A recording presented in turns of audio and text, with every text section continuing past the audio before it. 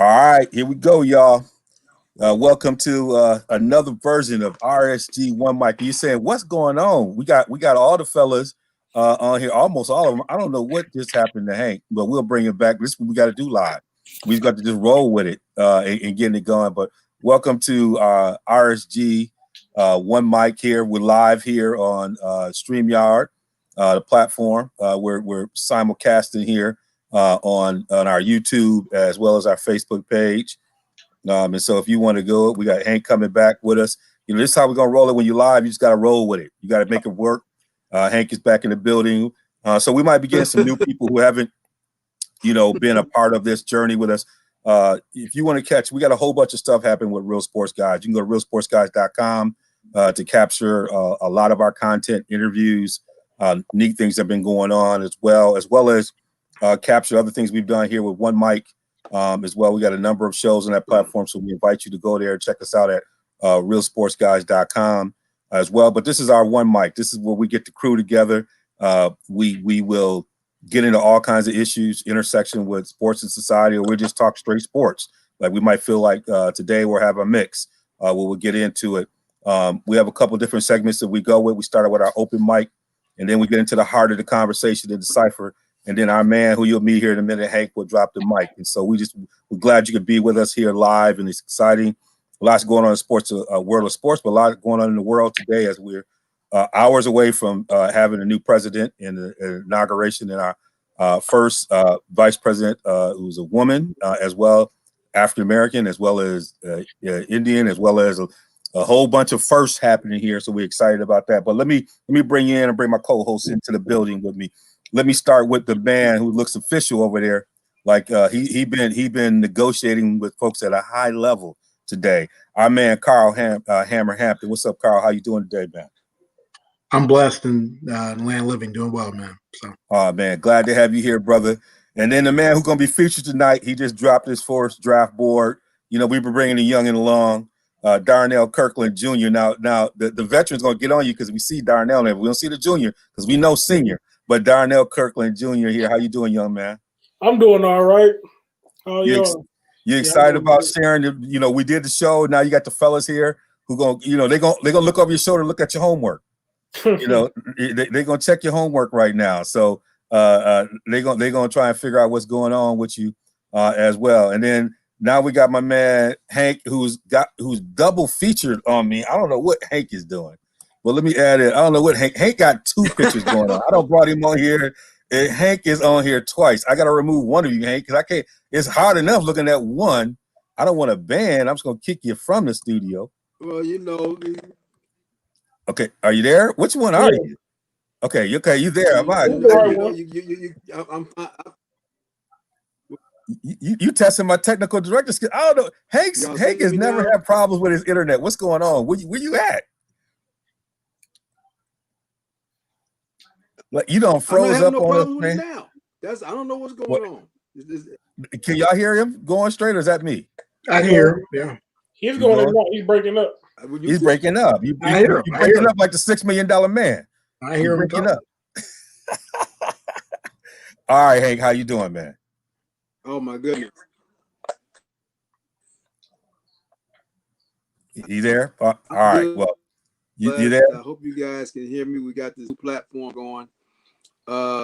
It's interesting, this is the world we're in now, I suppose. So you guys are gonna have to let me know if I start freezing up, because I can't tell.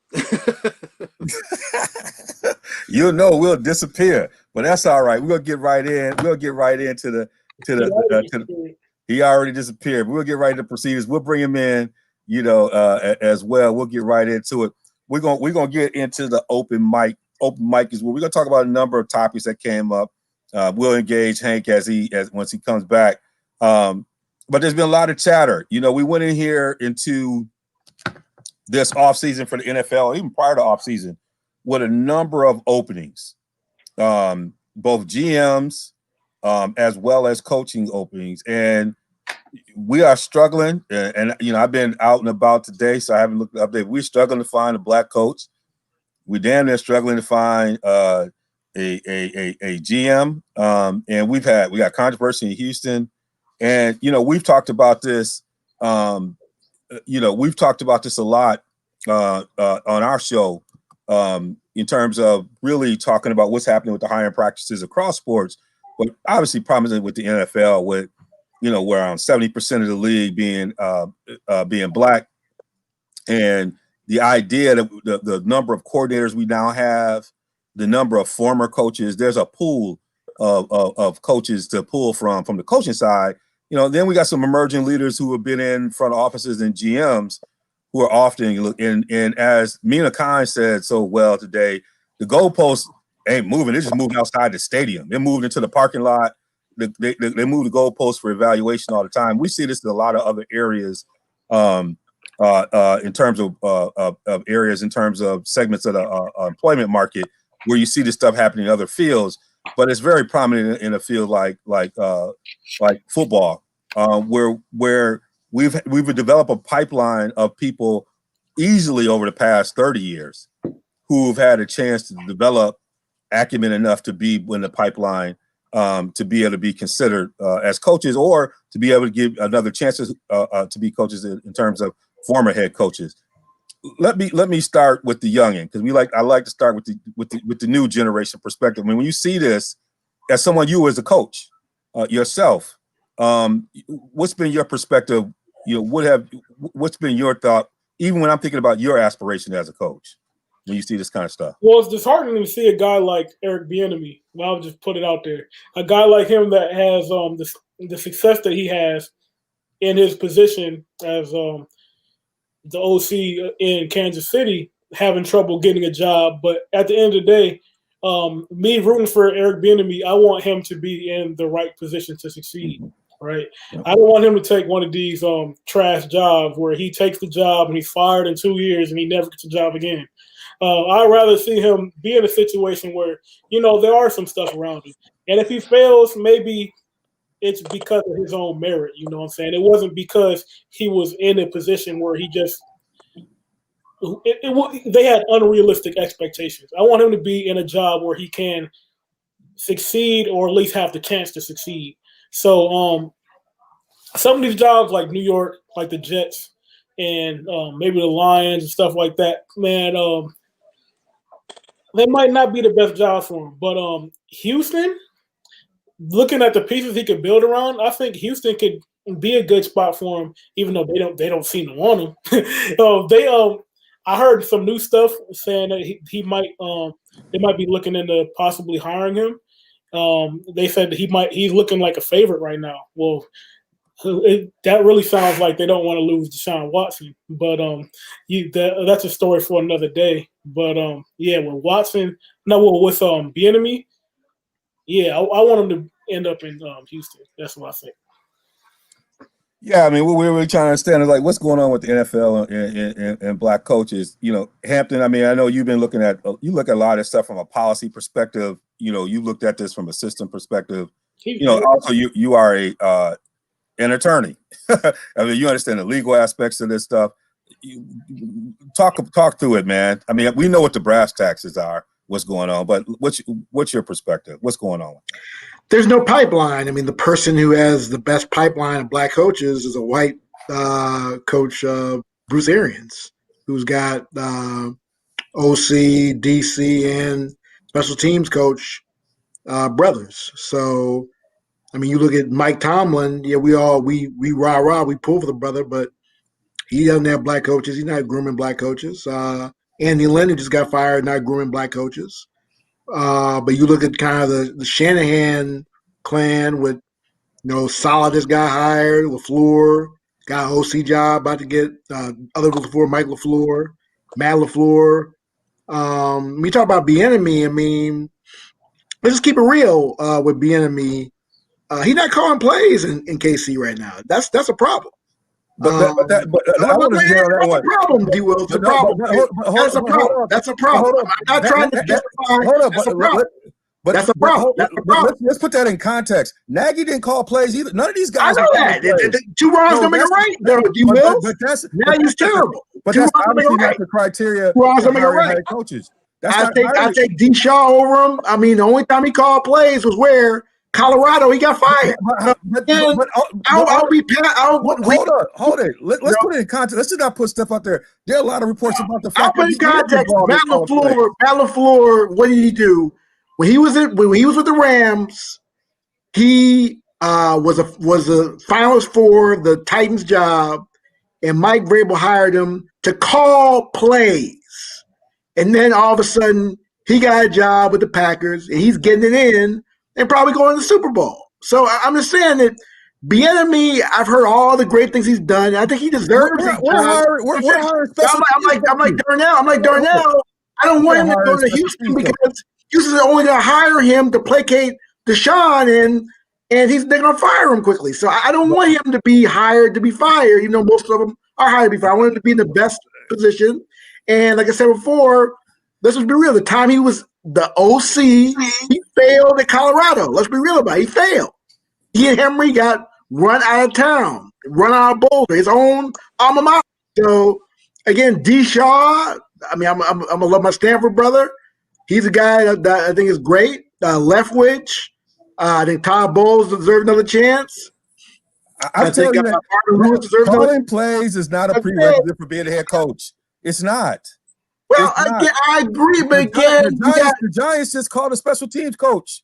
I agree, but at least he's running something. He's coordinating something. It's about leading in every indication by players. And how is he? I mean, you got to look at we had this conversation kind of offline. We had this conversation offline, D. Will. Yes. People don't go to certain things that have worked in the past. This is how it's going to be. No, they're going to things I think Bieniemy could be a good coach. Yeah, I think Bieniemy could be a good coach, but I'm saying that he is hurting himself by being in a situation where he's not calling the plays. He's giving these races an excuse to not hire him. That's the bottom line. Give these races an excuse to hire him. And so I want him to get an extension job because you can't turn down a head coaching job. How many times, especially as a black, you can't turn down a job. So all right. Your point is. Let me bring Hank into this conversation. Your point has been. I think we let them. Man, you hot today, man. I'm bringing the people, man. You like me. Yeah, because I love Bieniemy's a good brother, but I'm just saying that he's hurting himself by being in a place. He needs to be you gotta be better than the best as black men. You know that. D. Wills, you know that. Better than the best. Can they tell you that? If that's the case, then stop hiring special team coaches. I don't want to hear that. There's different standards for them. You know that. D. Wills. But that's what we're trying to get at. We can't just allow it. I'm not going to allow it when I know it's different. I don't want to allow it either. I want to play the game. I'm not even going to point that out as a deficiency when that's not what people hire coaches on.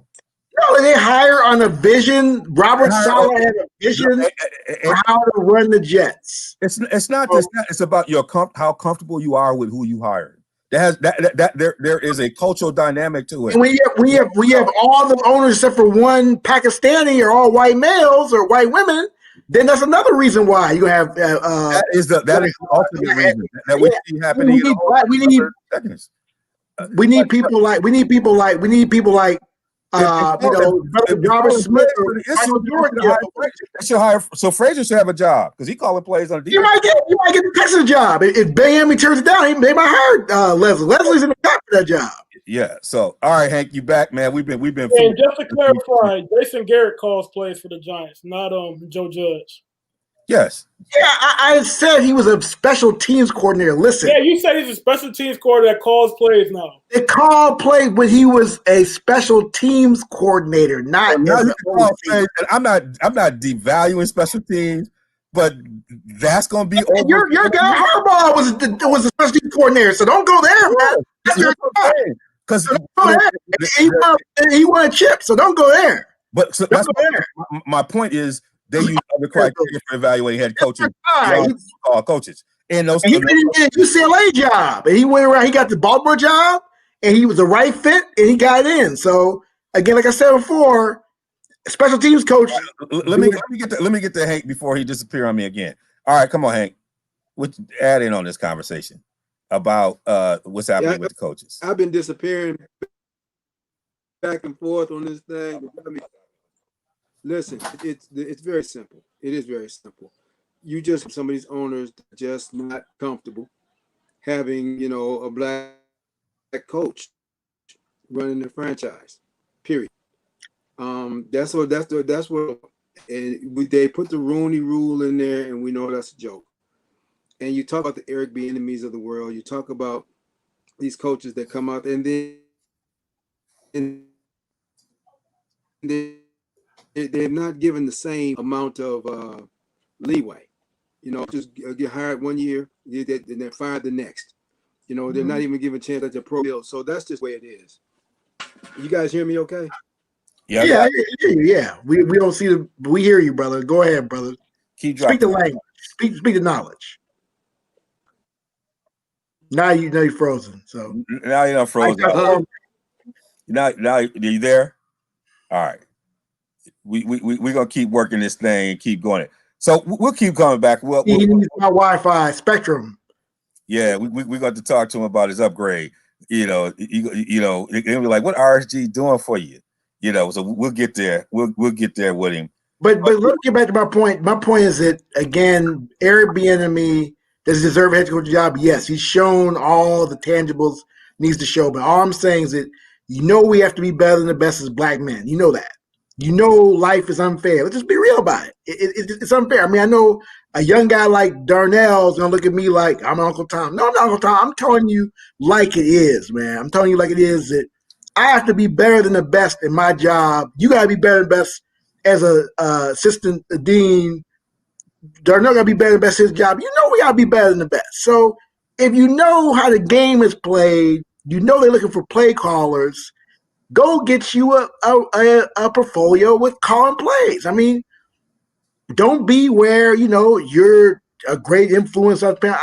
I get that, but again, it gives them an excuse. And so the main thing about it is that in this new Rooney Rule they have with the draft picks, it's crazy. So if I were to hire, I'm stunned at Terry Fontenot getting hired. You talk about black GMs are getting hired. Terry Fontenot, the brother Brad Holmes from that. But the main thing about the Atlanta one is stunning because the fact that Atlanta hired somebody who from their own division and they're going to get picks to hire him, they must love that brother because they are going to give them let their own divisional foe get 2 third-round picks, and Arvin Kamara was a third-round pick. We never a lot of third-round picks who were ballers. So I don't like that rule either because if you want to hire a brother, that's your excuse. I don't want to give up 2 having 2 third picks. It'll be better than this. So yeah. I'm not defending the system. The system is awful. But when you got someone like Brandon Staley who gets a job with the Chargers, that was unbelievable. I saw that. I was like, really? This guy was DC for 1 year, not even 1 calendar year, and he gets a DC job because I guess Jalen Ramsey gave him props because Jalen Ramsey, he was the best defensive coordinator he's ever had. Like, come on, man, are you serious? 1 year? You're talking about he's the best defensive coordinator you ever had after 1 year. Yeah, but the thing about that co-signing, the players have co-signed on BNB as well. So again, standards, the goalpost moves, and it's our job to not let them off the hook. Yeah, you have to work and do all these things, but it's our job to hold people's feet to the fire accountable around your evaluation criteria. And the way you're evaluating it needs to be consistent. And that happens all the time. So it's important for us to point out those irregularities in how you evaluate and bringing coaches in. Even though we know Bieniemy's been in the game planning, involved in the play calling. I thought even from what I understand, even off where he's contributing to that into that play calling and things like that. But he's getting co-signed by everybody around him. And so I think he's just one example. He's just one example of it. And so the problem doesn't exist with the Bieniemy. The problem exists with the hiring people. And so the league has to then be able to say, hey, folks need to take a step back because we are always giving folks the benefit of the doubt when they're not a black coach. Oh, they work for the team. I'm saying that happens all the time, and so we don't. Matt Nagy gone. I totally agree with you. Matt Nagy did play calling for six games supposedly. I don't believe that. he basically co-signed, and he got a job with the Bears. And because they won 3 in a row and made the playoffs, all of a sudden he comes back. That been a brother. He been longer. They fired Lovey 10-6. Yeah, it's got 8-8. I don't care. And you got extra playoff spot because of a change in rules. And so So D-Wells, like I said, I'm not defending the system. I'm telling you how the system is flawed. From the top down, you got all these owners who aren't going to hire black men, period. And their political leanings are anti-black. I'll leave it at that. I think you look at their donor history, you know who they gave to the person who's about to leave the White House tomorrow, okay? Then you got the GMs. You got 2 brothers of GMs. Okay, yeah. Good start. But then you have, like I said, again, you got to be like Arians. You got to build a pipeline. Bruce Arians is practicing what he preaches. He's got brothers. Now, again, Leftwich, he knows because Leftwich played for him when he was OC. Todd Bowles, he coached in college. Remember, Arians was coach at Temple. Remember that. And that's how he knows Bowles. This other brother, I don't know his background, but so you have a bottom line. But these other coaches like Tomlin, is he hiring black OCs? No. Dungy did. I mean, you look at but that's the only thing about it. And you look at the black coaches. As much as I think that's important, I'm not putting that on Tomlin. I'm not putting the system on that. I am because he gonna go with Matt Canada. Come on, he got fired from college. Matt Canada for this OC now. No, I'm putting it on all these other coaches. Tomlin's done enough for people. You should hire Pep Hamilton. I would hire Pep Hamilton. Pep Hamilton. I'm not hiring. We know about Pep in Michigan. I love Pep, but we know about Pep in Michigan. I'm gonna say this right now. I'm not putting that on him because you don't know what he's doing for brothers behind the scenes, and we always do that. And so I'm saying I'm not putting that again on him when all these other cats are not doing what they're supposed to be doing. We don't know how he's been. I like Tomlin too, but the proof is to put he's not hiring black. He's not hiring. My evaluation of that system is not hiring a black OC, black DC ever, has he? Never. But I'm not putting it on. I'm not putting it on Tomlin. I am. Never hired. Never. I'm not putting that on Tomlin. So you got Bruce Arians who Carl, we're gonna put the whole system on top. This is what we do. This is crab in the barrel mentality. Can't do it, man. So we're gonna move on to the next topic. We can't do it. I can't allow it. We're not gonna do that. So we're gonna move to KD. It's real talk. You can't.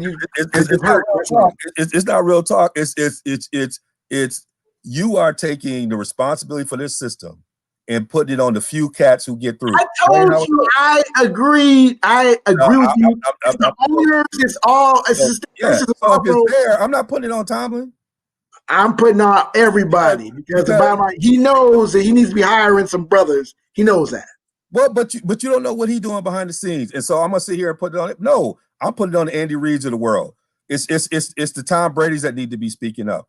It's not all these other people. It's the Tom Brady's. Calvin Nair, that's who put it. Those are the people who need to speak up and need to be putting pressure on the system. That's who needs to be doing it. I'm not going to put it on the few brothers we got out here. Black billionaires to buy some teams as we need to do. Well, if they let them do it, even when they got the money, they say no. So let's go on with it. Let's switch gears. Let's get over here to basketball. We got KD and Harden. Wow. Taking the league by storm here. They are with all the other stuff. We're still in the open mic. Hank has been coming in and out with us. We're doing this live and in color. So we're gonna move over here and check out what's going on with KD and Harden in there. Hank, I'm gonna give you the first while we got you. I'm gonna give you how impressive you've been given all the backdrop of what's happened these first couple games with KD and Harden in New York.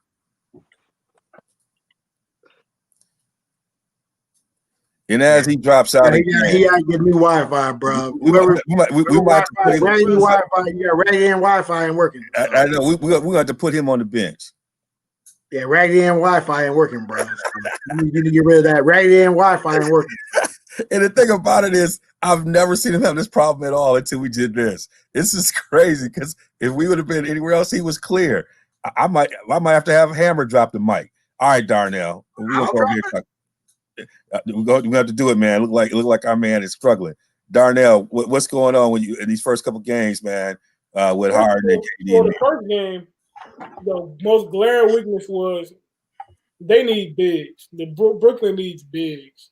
Vucevic was killing DeAndre Jordan. Yep. He had I forgot, he had 35, 37, something like that. It seemed like he was scoring almost every possession. And it was a close game. KD had a great stat line, and so did James Harden. But if you look at the final score, it was a 7-point game, and really it was a game up until the last 3 minutes of the game. So I know Orlando, they'll fight. I mean, they're not like a pushover team. They're not, but they're definitely not as talented as Brooklyn. And I know it's their first game. You know, they got to get the chemistry right. But it just shows the ceiling that Brooklyn does have, but there's also room for improvement.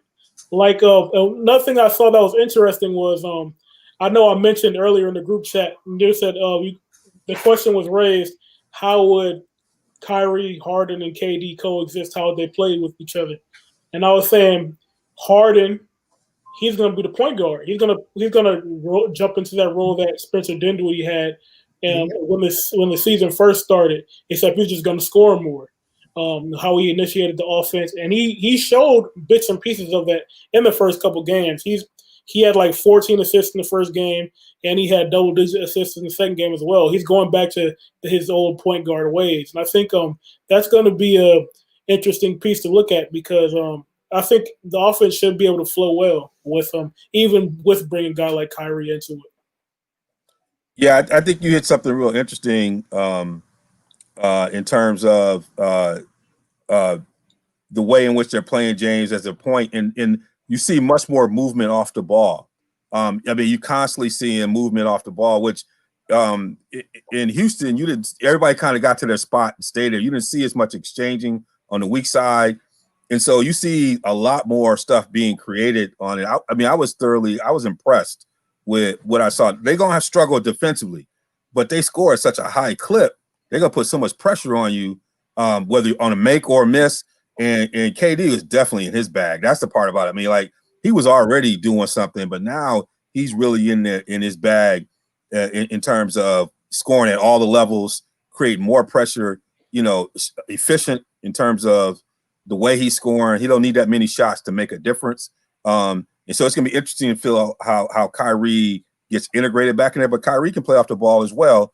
It's going to be, but I'm starting to see, I like James in that point guard role. Yeah, Kyrie plays better off the ball than Harden does. And really, it just shows a lot of people in basketball, the positions are not necessarily as defined as they are in football, as in a sport like football. Jalen Rose always says, positions were made so a novice can follow the game. So what people end up doing is they say, okay, this guy is 6'2", 6'3", he's a point guard. This guy's 6'5", 6'6", he's a shooting guard. 6'6", 6'7", he's a small forward. 6'8", 6'9", he's a 4. 6'10" and up, he's a center. But that's not how it goes. You watch if you got to watch the way they play and their skill set they have, and that really is a better indicator to what positions you would say they would occupy on the court. So a guy like Kyrie, he's really a 2 guard. I know he's 6'2", but his skill set, his game is patterned more off of a guy like Kobe. Except he's shorter, and he has a more he has better handles. I mean, but his skill set is built off of that. That's what his game is patterned off of. He's not your traditional point guard. And as we get frustration, Hank is like a cage. He's hitting us in the text. We having such a good conversation. It's like they don't put a firewall on him. His first chance to go live. We love it. All right, Hammer. Yeah, they play your Bucks. Yesterday. Probably kind of a prelude to what could be the Eastern Conference finals. And it was a battle. So I love to hear what you got to say about having those two teams battling and what you saw with Brooklyn. I'm so impressed with KD coming back from the injury. Oh my goodness! Months. Yeah. I mean, again with the Achilles, usually there's again a player's not playing at the optimal level. It's not the case. He looks great, phenomenal. Harden already melted in, as Darnell talked about, and rightfully so. He's playing the Spencer Dinwiddie role. He's handling it well. I mean, he had 9 turnovers the first game, but played really well. But with the Bucks, I mean, the bottom of the Bucks is that Giannis just has to shoot better. I mean, that's that simple. I mean, Giannis has done everything. He filled out. He from when he came from Greece, he's just a monster on the boards. It's a good handle, but just his lack of shooting really cost him the game. I mean, they lost by 2 points tonight, and he only shot 50% of them. He can't shoot the way he shot yesterday to help the Bucks. And so, yeah, you have the Bucks. They gotta get either Darnell not talking about this. Either play Giannis a different way that accentuates his inside, his strengths. They're not doing that. They're accentuating his weaknesses, and you saw some of that film where they were way off the ball on him. Yeah, you ain't gonna guard him when you know he can't shoot. So they're not boo boo. So wow, you're not gonna guard him. So the bottom line is that I'm a Bucks fan galore. I hate that they didn't get Bogdanovich. He's hurt now, but he will open up the team more. But Brooklyn right now, when they get Kyrie back, it's gonna be like you said. They don't need no defense when you got cats gonna put up like 90, like in their sleep, and Harden start off slowly like the second game. I mean, 9 in their sleep. You putting pressure on them, but they're gonna have to keep up with you. I mean, they're putting points up on the board like a pinball machine where those cats are going. So, and Steve Nash, you got D'Antoni on the bench. I mean, you got a nice, Darnell says they do need a big, but they don't go get somebody. They know it's all or nothing right now, especially when you got Los Angeles. Now Los Angeles messed around and lost yesterday to F, but I mean, they know it's time to get it. Like I said, it's time to go get the title right now. Ain't about next year, pandemic show, but it's about right now. That's what it's about. And so I give Brooklyn credit. They went all in, gave up those picks, gave up some young talent. They're going for it right now. I give them props. And props to Brooklyn and New York Knicks. Sadly, New York Knicks are playing decently this year with Thibodeau. But they're being eclipsed by Brooklyn because Brooklyn went all in with tremendous assets. And like I said, they won it. And anything but a championship is a failure for Brooklyn. And that's how they approach it. That's how champions approach it. Plain and simple. That's how champions approach it. They're not talking about 15-1 and we lost it. No. A chip or nothing or a failure. That's simple. And that's why I like that type of mentality. And Steve Nash also, tremendous acclamation in being a first-year coach in this league. So, yeah, and and again, someone who never was a prior head coach and never called plays. But let's try to understand. And I love him. I'm a Nash fan. And I agree. I think you, Hammer, you made a good point. In Darnell, to build on your point. Right now, they need to coach Giannis for what he is, not what he wants to be, or you want him to be. Mm-hmm. And it's back to what you're saying about position. Just because he like in that game yesterday, he shot with confidence from 3 early in the game, got down the stretch and airballed. And you got some other shooters on the floor, and the fact that you got Lopez who can actually space, it allows for you to use Giannis differently, having him be in a screen and roll game, having him, dive to the basket, play around the rim, really get dirty down the stretch, because you have people like Holiday and some of these other guys who can initiate offense in a different way from the exterior, and you got outlets with like Lopez because you got a big who can actually shoot. There's ways you can use it to play to his strengths at this point for you to win and not try to make him something that he's not, which I think was more important for him last year just because they didn't have the consistent play from the point guard position versus Holiday's defense on Harden at a certain point, even though Harden had a good game. Holiday is a beast. I call him the body snatcher because he is not afraid to go in there, and he's a guy that guards don't like to see. So I think part of it is, getting Giannis to be what he is right now and be the best that he can be on what he is right now. and design the offense and the strategy around it, because he still can put pressure on another team with all the stuff he can do around the basket. And he still is a good passer. And not worry about him knocking it down. If you're going to do anything, get him to shoot that J right around the free throw line. Right there, get him to pop in that space and work on that right now and keep it moving, but not necessarily worry about, keep evolving this game as it goes. But down in the fourth quarter, know that he's going to be getting to that glass, banging garbage, because he can still, you don't have to run plays for Giannis. Get out on the break, run. You don't have to do that. And let Holiday and some of these other guys Middleton, let them be featured a little bit more from the outside in. So I think y'all hitting on some things. But Harden, once Harden gets rid of that old man body, like he playing at the pickup, and he's still killing you right now. He's killing you with them old school I'm a slip in and out moves. But once he get a chance to get on the other side of it, oh my goodness, there's gonna be some problems with it. Hank, we just was talking about KD and Harden and also a little bit about Milwaukee, but let you weigh in here before we move to the next topic.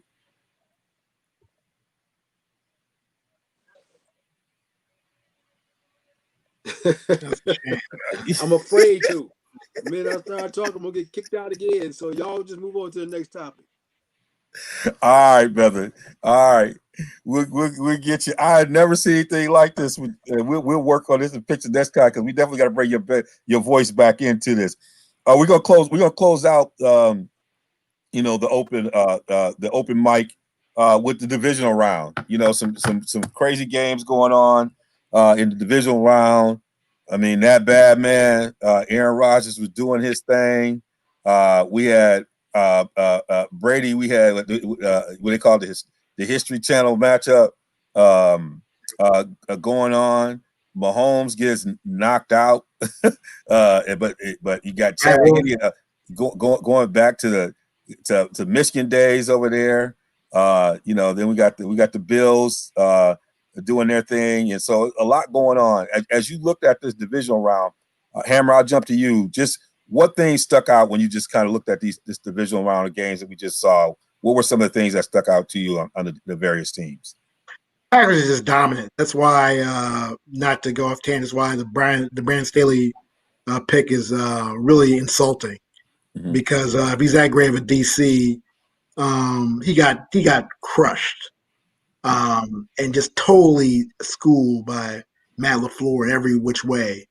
They ran the ball. They just got in. And so this guy, you're trying to tell me this guy's a defensive genius, and he got run out the building. So I'm very impressed with Matt LaFleur. I'm very impressed with how, and we talked about with Giannis, he's using Aaron Rodgers the way he needs to be used. He's using the wide receivers everyone dissed who wanted to get a first-round pick.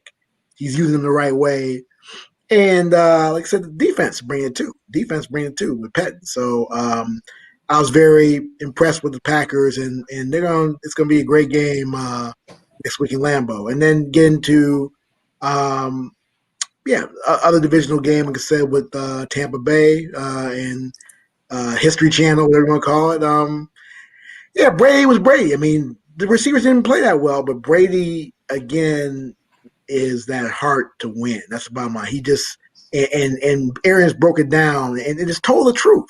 He's a coach on the field. He took it over. Like, this is mine.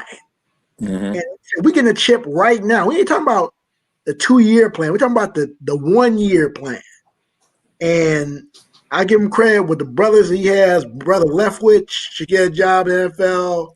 Brother Bowles should get another chance. We talk about they're bringing it. And so, the main thing about the defense, Devin White, who Darnell talked about, that brother balling.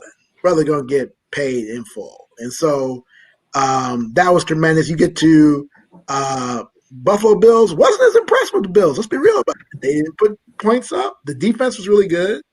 But, they had one offensive touchdown. They're not running the ball well. They're not setting themselves. Only chance they got is if Mahomes can't get out of the protocol, because they didn't use Singletary. I know Zach Moss is hurt, but Singletary can play a little bit. They need to run the ball. They need to establish a run to set up the pass and make the pass better, because they're not going to – they do that, they're going to get beat on next Sunday. So, Yeah, so I was very happy with and then KC, like I said, Chad Henne, your Michigan guy, brought it. So and Andy Reid, tough as nails, like I said, great play call, stunning, and that's great coaching too. You're right about it. It's not just the OC. You had that play was genius. Like you literally, they had to practice that play, the body language in that play. Everyone thought it was going to be try to call them off sides, and when they called the play, I was like, that's why Andy's one of the best, Big Red, because the bottom line is that shows who's a champion, who can. First of all, did you have the confidence in your team and yourself to call that play? When you know if it goes wrong, they're gonna call it, they're gonna tear you up. But that's what Big Red got. Big Red's bringing it, and I give Bam is part of the game plan. So yeah, I'll give him props on that, no question. Give him props. So yeah, so I'm impressed with. I'm looking forward to next week, except for as I hope Mahomes comes back out of protocol. That's gonna be a travesty. But the other game's gonna be a classic. Yeah, so. Yeah, that's a great analysis, and it's good to see how LaFleur and Rodgers are growing together, right? They got an understanding, and I said when Rodgers understands that LaFleur's investment in the run game is going to make it easier on him. When I told you about AJ Dillon, but that loading up of those running backs and really investing in that running game and being able to play off it. I saw some breakdown on that. Was it that touchdown? Was it Lazard? But the setup, for the way the formation was set up, the blocking. I mean, this stuff that Darnell loves. All of it coming off this really this continuity that's coming off the running game, right? That's coming with these new school guys where everything looks the same, but even the blocking. So he's cracking down on his safety, and then he goes straight down the field, and gets the touchdown, but it's coming off the same, like getting someone like Aaron, who is really cerebral, just to understand the patience of that. And now you can see them really going. Now that defense is stepping up. It's been interesting to watch that evolution as well. So they're humming on all cylinders. Right now, and so it's going to be interesting to see how the rest of this plays out. Yeah. Darnell, I know you've been chomping. I want to. I don't know if you guys have mentioned it yet, but I want to talk about Green Bay's offensive line, and in particular, a guy named Elton Jenkins, right? Yeah, guard from he had Aaron Donald at one point. He wanted to punch him with a helmet on. Like he still had his helmet on. He was still about to try to fight him. And there was just complete domination by the offensive line. You saw the Rams. They've over the last back half of the season, they've shown that Leonard Floyd, of course, Aaron Donald, one of the greatest of all time, but now he's he was compromised going into that game. But even the faceless guys you haven't heard of, number 97, number 94, like these guys that these rotational guys, they can play. Like they're coached up well, they can play. But when they went into Green Bay, they're like you said, Green Bay was able to run the football and they were able to get them on their heels. They weren't able to, just pin their ears back and rush the passer because they were always off balance. And it was a great job by the O-line. Aaron Jones did his thing as out the backfield. Obviously, Aaron Rodgers, one of the best. Devontae Adams looked great. He won this matchup. So, yeah, the Packers are going to be a force to be reckoned with. Yeah, I mean, and as we start to think about,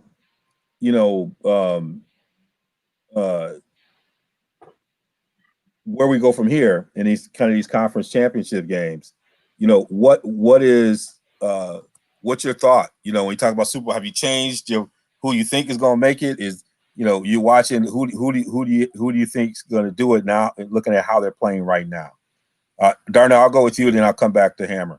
I don't remember who I picked on the other side, but I knew I picked the Buccaneers to win, right? Well, everybody picked KC from the other side. I remember when we did our Oh preview. yeah, Buccaneers and KC. Oh, So I didn't. it looks like I'm sitting pretty, but at the end of the day, I think Buffalo's going to push him. I disagree with Hammer because at the end of the day, styles make fights. So at the end of the day, we knew Buffalo's not going to be able to run the ball on Baltimore because Baltimore has a good defense, especially in that manner. And their defense and Buffalo's defense look good because Lamar Jackson, he has a struggle with throwing the ball downfield, especially when you got a guy like Trey White back there, you got Micah Hyde back there. They're going to make it difficult, and they're going to be able to key in on the run game because they don't have to put too many resources in the passing game, so they can really key in on that running game, and that's where they had success. So I think Buffalo, they're going to be able to score with them, I think, because the connection with Diggs and Josh Allen, and they can put up points, and their defense is formidable enough. They're opportunistic. You got guys that can rush the passer, even the guy on the inside like Ed Oliver, a blue chip guy. You got a guy in Trey White where he could guard a multitude of guys. You can put him on Hill. You can try to pass him off on Kelsey, but I don't think you can put anybody on Kelsey. So I think you got to put two on Kelsey and live with everybody else, and you got to put White on White on Hill, two people on Kelsey, and try to live. But I think they should be able to keep scoring with them. I don't know who's going to win that game, but it's going to be a great one. Brady, on the other hand, he's looking like he's kind of past it. Him and Breeze, like that game. I don't think anybody threw a pass longer than 20 yards in that game. But Jameis did. Yeah, Jameis 150 something. The one quarterback that didn't start. Yeah, that's how you know Drew Brees is done because they had to put the backup in to throw it deep. But yeah, that's okay. They play Green Bay, so yeah, that's going to be another tough one. All right, Hammer, who you got? Yeah, I got Green Bay. I think the elements going to help them big time. Also, I think that they're going to set up the running game greatly. They got three backs they're really using. I mean, Jones is the best, but A.J. Dillon is just a cut below and really in his prime. Also, Jamal Williams, too. So they're going to really be able to grind it out. And they definitely, I think Mahomes is going to come back. I think and I just think Buffalo's going to get embarrassed. I really do. So, I just, like you said, they got nobody to guard Kelsey. So that's the big and I think Edwards-Helaire is going to come back for that game, and he's going to be well rested. He's going to ball like he did early part of the season, and he was putting up stats early in the season, just killing folks. Looked like he was at LSU and hadn't changed. So that's why I see Dave. I wasn't impressed with Buffalo last week. You're right, they played good D, but look at the receivers. I mean, if Hollywood Brown's your best receiver, you're in trouble, man. So, I mean, they got to upgrade the receivers for Lamar. Yeah, Lamar wasn't, but they got to upgrade the receivers. I mean, Miles Boykin, Willie Snead. Willie Snead's better than Hollywood Brown right now.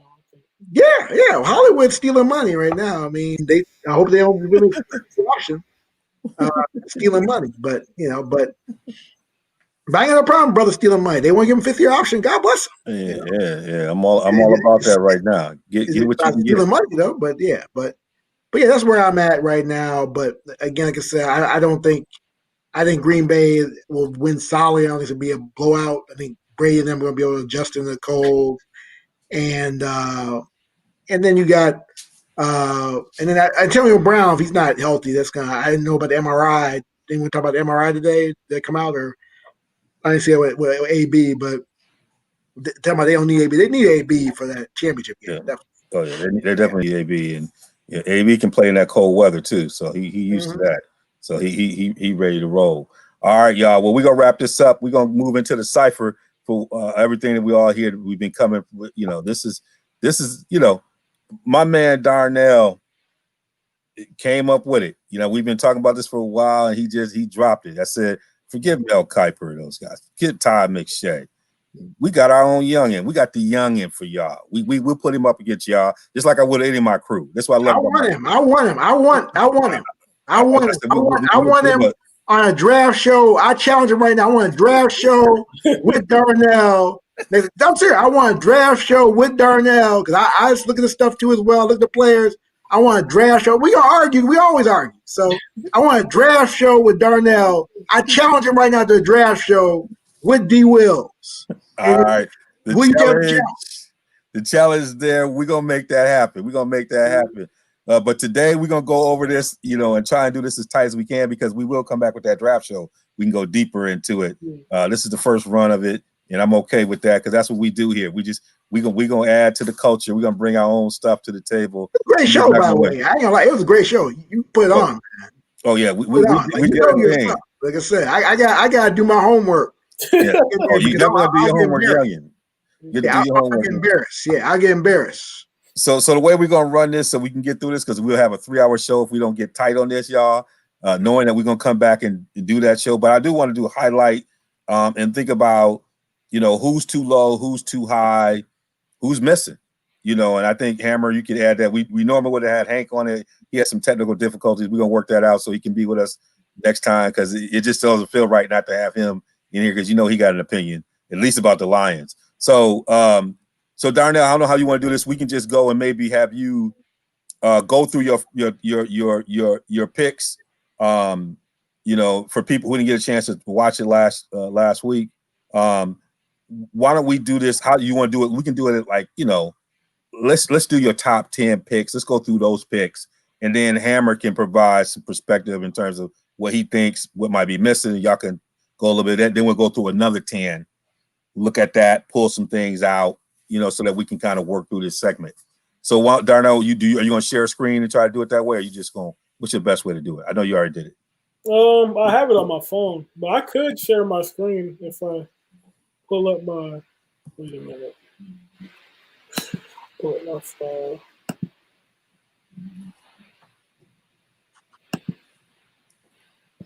All right, so I can share my screen now.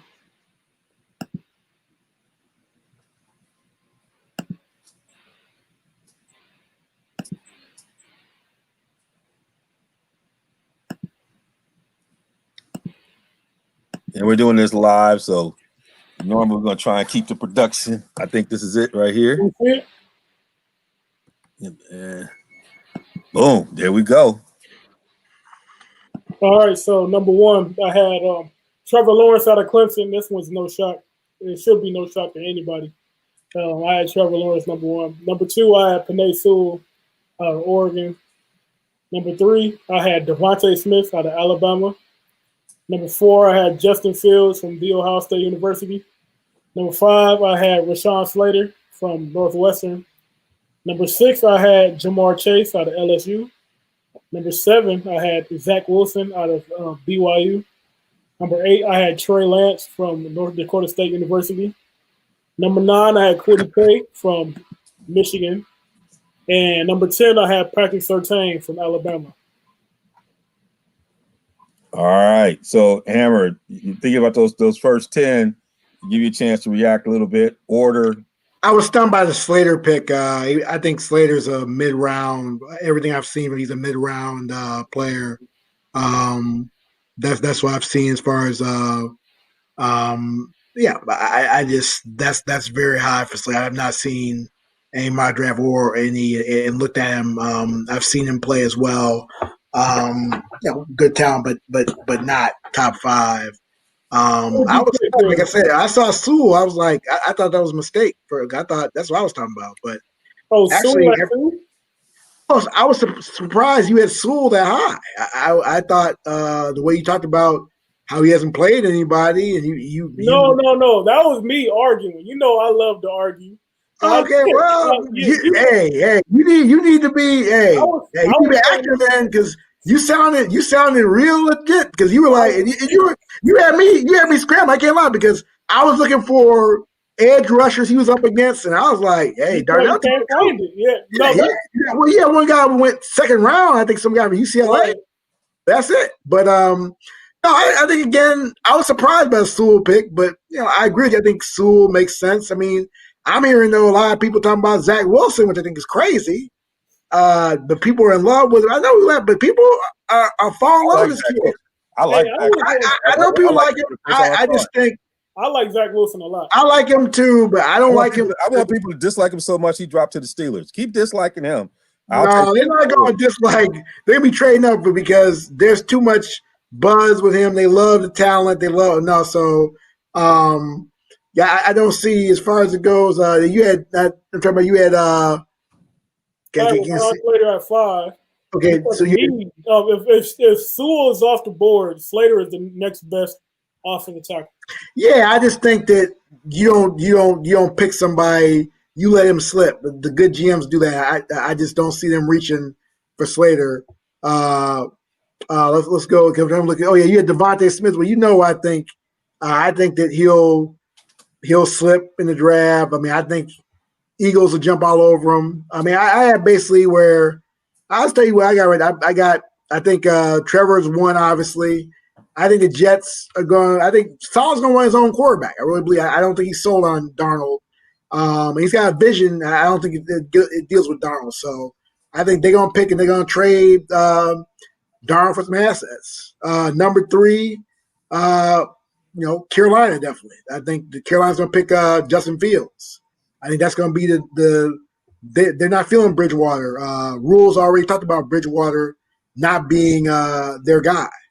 I don't think Atlanta pick if Justin Fields is still in the. I think it's gonna be a surprise. I think they're gonna reach. I think that I'm hearing a lot about Mac Jones from them. I think it's an overreach, but I think that they like some Mac Jones. I think that it's gonna be. I don't think it's a good pick, but you talk about mock draft, who I think they're gonna pick. I think they're in love. Everything until I've heard, they're in love with. And then number 5, perfect for Cincinnati. You get Burrow back. You get Penny Sewell.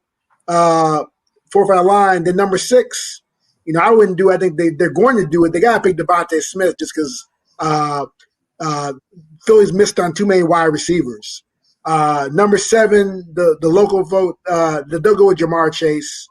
You got Amendola, Galladay. They'll let Galladay go. No, they gotta go receiver. They had a bad history with receivers. They're gonna go get a quarterback. The line, if you get a receiver in the first round and you're a Lion right now, GM, that is that. I think you can't pass on Chase, man. If Zach is there, they're gonna get Zach. They're gonna get a quarterback. They don't get. You look at it right now. They're trail for Zach. They're trail for Zach. So, and then you look at 8. I think 2 and Waddle, or might be Deshaun and Waddle. But Jalen Waddle's gonna be number 8 pick. I mean, what he did, I got so much respect for him, and I was a little bit upset too because the young man. I don't want the young man to hurt himself, but he balled with hobbling. I mean, that brother on one leg better than most people with 2 legs. That brother's ball, and that brother helped his draft stock totally with that performance. And then number 9, Caleb Farley, I like him. I think that. Denver needs some DBs. They can't cover you or I right now. And then number 10, I think Big Ben. He's gonna have one more year, but Trey Lance is gonna be the pick number 10. So that's what I have right now. So I'm trying to think Trey Lance. No, he said number 10, Big Ben. Number 10 is the Cowboys. The Cowboys picking at 10. Oh, okay, my bad. Yeah, Cowboys at 10. Excuse me, that'll be Trey Lance with the Cowboys. My bad. Oh wow, Trey Lance. I think again they're gonna move away from. Like I said, they've never shown. This is a perfect example. They've never shown the Cowboys that they love Dak Prescott. They're talking that smack now, but off a serious injury. Like I said, and again, we talked about this about. I don't think and people have told me this. Like a brother told me this in Indy too about Jacoby Brissett.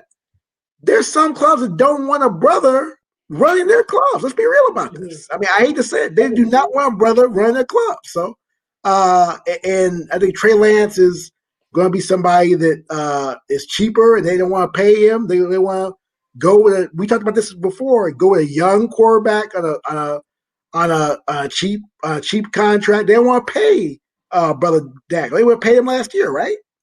So that's where I am right now. But look at your picks again. I'm trying to think. I can't think to look up. Yeah, I pulled up that was 10. So this is the second set of 10. So 11, I had Kyle Pitts out of Florida going to the New York Football Giants. Yeah, that's a great. That makes sense with Ingram, and yeah, that I like that pick. And then number 12, I got Christian Darrisaw of the offensive tackle going to. Okay, yeah, that makes sense with Trent Williams probably leaving, and yeah, so okay. Then I see you got Wyatt Davis. They definitely need Wyatt Davis. So we actually agree on stuff now. Christian Baltimore, a little high, but you know he's a solid. What's he like? 280? I mean, that's the only thing about him. He's not. Yeah, he's more lighter. He's more of a pass rusher than Yeah, you're right. I mean, we talked about Aaron Donald. He's not the prototypical DT, but I can see that. Like I said, we actually agree on something. And you got Mac Jones and to the Patriots. That makes sense. Mac Jones is on the board. Bill Belichick is picking him. Yeah, I agree. But that's why I think he's going to go higher than that because I think a lot of people like them some Mac Jones, man. I like me some Mac Jones. And the fact he beat out Brian Foster. Mac Young? Yeah, Brian Young. Yeah, excuse me, my bad. Yeah. Brian Young and the number one. He was the number one guy in the country, right? As far as pocket passer. Yeah, might have been either him or DJ. I think DJ was way up there. Okay, that's right. DJ's way up there too. Yeah. So yeah, look at it right now, and then look at Caleb Farley. Yeah, that makes total sense if he's there. I don't think he's gonna be there. Micah Parsons. Yeah, that's a steal, really. You got some good. Okay, bro. You got Najee. I thought it was one of my homeboys. I don't know about you, but taking backs in the first round, I just don't, bro. Yeah, I actually mentioned that on the draft show. If you guys are listening, you haven't listened to the draft show. I said I don't think Miami's going to do it because a lot of GMs don't like drafting running backs in the first round. But if I can put Najee Harris with Devontae Smith with Tua again, I'll do it if I'm them. Yeah, I hear you, and again, I hear you about that, but. The thing about running backs is like they're one hit away and they're not. I mean, look at Targo. Targo is done. I mean, he's done. I mean, it's unbelievable. This guy, he already came in with arthritic knees when he came in the league, but he's done. And I just don't see. You see a guy like James Robinson. It doesn't make sense to pick somebody that high. You can get a guy who can ball. At a much lower. I mean, you look at Aaron Jones, for example. What is this, 5th round pick? Yeah. So I mean, I just think that the running back's gone, especially with the James, and then Derrick Henry, one of the best in the 2nd round pick, and so and like I said, you don't want to give the guy a 5th year option either. So I don't know because the 5th year that's when they usually are going downhill. So, but we'll see. I mean, that's interesting. But go ahead with now you got J.C. Horn. J.C. Horn, yeah, he's a great. J.C. Horn is actually my favorite corner in this draft. Yeah, make that clear. But I'm not gonna draft for my Bears. Yeah, they need to do something. And then you got let's see right now. The tackle from Texas.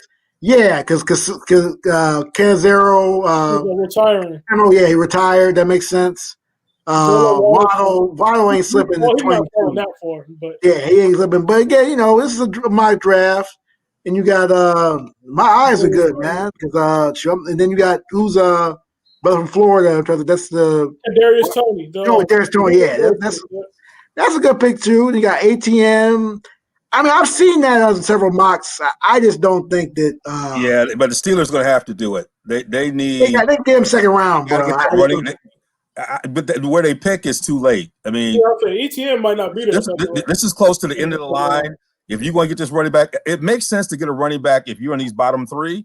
If you want to get that person now, even though it's a little higher than you might want to get it. Yeah. It's kind of like Sonny Michel. Right, it's kind of like Sonny Michel with the pass. And it makes me old. Asante Samuel Jr. I remember when Asante Samuel Sr. was playing. So, but I hear he's a phenomenal talent. So, and then you got Azeez Ojulari from Georgia. He's a great edge. He'll go higher than that. he's gonna go. Because interesting, like, so what do you think? I want to see. So say that about a lot of people. yeah, but I was saying, what do you think about with the combine being changed? What's gonna happen? They're gonna do these individual workouts. Darnell, what are you hearing about the combine? That's what I'm gonna talk about. Like, I don't know. I haven't really heard much at all about the combine. They care about. I just don't know if they're gonna do individual workouts. Pro days. I think the pro days are going to be, which is going to make it interesting because it puts a little bit more. It's going to be interesting because a lot of people lie at these pro days. Yeah, lie, and then like someone like a Theory, he can go up to top 10 just on his workout. The guy we talk about, the guy from Georgia, edge rusher. Caleb Farley is going to test extremely well. Yeah, he's going to test. That's why he opted out because he knows he's going to test extremely well. Michael Parsons is going to jump off the field. That's why I got Rondale Moore a lot higher than a lot of guys because when it combine time, I think he's going to be the darling of the combine. He's like a mini. I don't want to say it. He's like a mini Saquon Barkley-ish kind of athlete. If you look at like just the combination of, I'm talking about the combine. I'm saying he was sick. Yeah. I mean, that guy. I mean, his thighs, the way he was running. Yeah. So I see something like Gregory Rousseau. We got him what, second round, or you got him? You know, like they love. People love him or hate him. What's up with Rousseau? I like Gregory Rousseau, and I am not sold at all. Like he is, he's one of those guys. He's big. He has size. He's super long arms, but he is raw. He's super unpolished. Like he, I really don't like bashing guys, but you know, if I'm drafting, I'm just gonna let somebody else pick him. Yeah, you talking about 6'7", too. Somebody gonna take, and also Zaven. You're not sold with Zaven Collins either. Or? Oh, I'm sold on Zaven Collins. Did I not have him down here?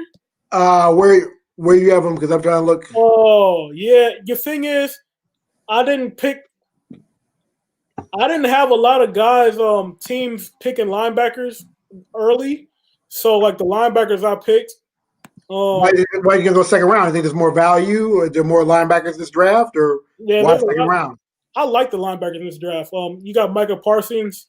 I got Nick Bolton is a guy I love. I absolutely love Nick Bolton.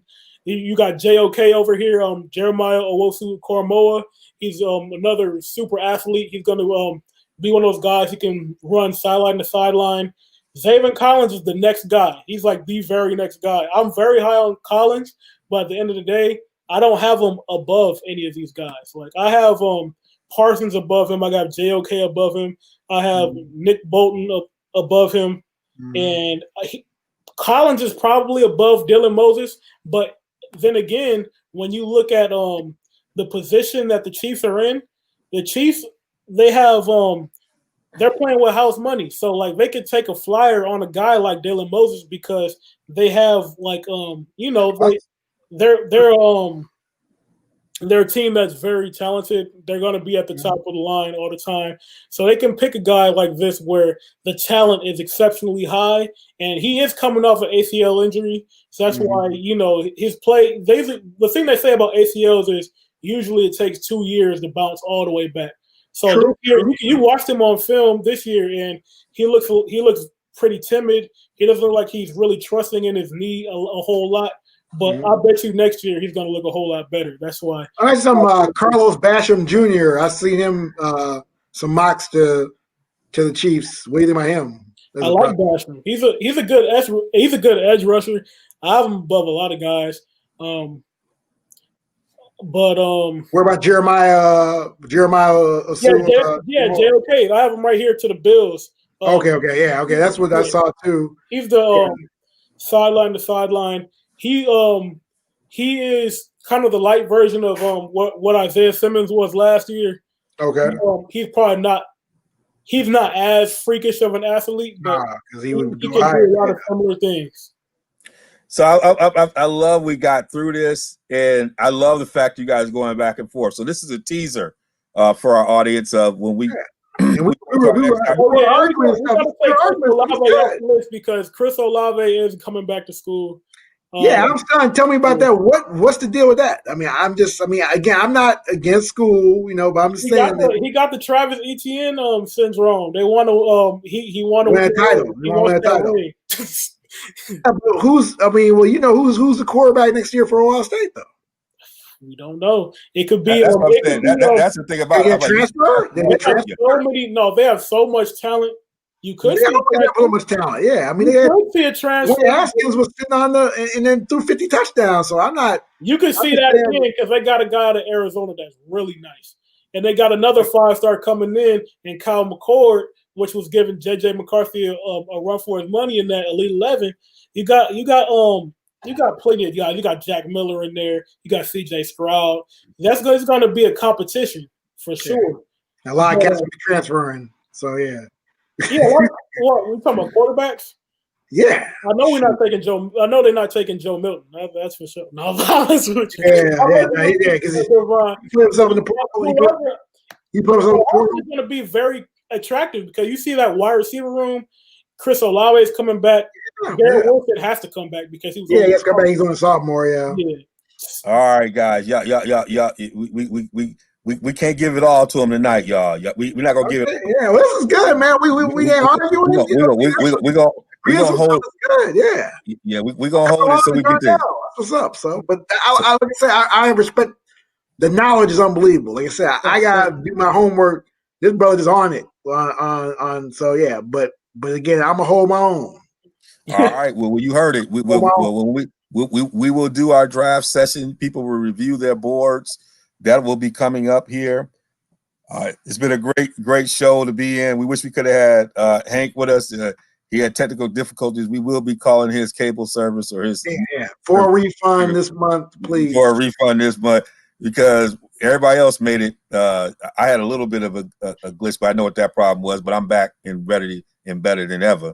So we'll figure out what's going on that end. He usually drops the mic, but I'm gonna give it to the pastor's son. Especially as we get close to inauguration and everything else and what's going on tomorrow, I'm gonna give it to you to be able to do it. So I'm gonna hand it over to Hammer to take us home. Yeah, this is I gotta do it like Hank. So we're gonna talk about TB12, Tom Brady. So folks doubted him after he left New England. Earlier part of the year, coach was calling him out. Had to get AB at the AB as well. Didn't really have a good, had to get Fournette. But the bottom line is that TB12 is like fine wine. And you see it right now, 43 years old, bringing it. Didn't have the best game in the world, but showed the leadership we need to show. And so, I got a lot of Packer fans who are in my backyard, but, I just think there's a chance that Brady can do it next week. And the thing about it is, with dropping the mic, it's Brady versus Belichick. We know who really made that relationship now based on this season. It's definitely Tom Brady. Look at what he's done in 1 year. All the weapons he's put together. The new coaching. I remember hearing about him during the pandemic before the season. He went up in Leftwich's house, the wrong house, to get his playbook. That's the type of guy we're dealing with. The avocado ice cream. He looks, you look at him, he looks like he's 32 years old. He looks younger. The jaw is still square. So the Michigan man, Tom Brady, the man from California, the Tampa Bay Buccaneer, the GOAT with a capital G. I'm pulling for Tom Brady next week. I just want to see it. I want to see Bruce Arians. I want to see also the three brothers in leadership positions turn this around from 1 year, from the defensive player of the year last year, Jameis Winston with 30 interceptions, to Tom Brady, the GOAT. And it's tremendous. Y'all watch some great football. And let's give props to the football season. The fact that Tom Brady and others could we could play football this year during this pandemic and give Tom Brady his props. He is the GOAT. He wasn't a creation of Bill Belichick. He wasn't a creation of Deflategate. He is showing, again, his legacy, you all, of why he's the greatest. And so give him a shout out to Tom Brady. Give a shout out to Tampa Bay Buccaneers. And give a shout out to the Michigan Wolverines, who put some quarterbacks out there like the GOAT. See y'all. Drop the mic.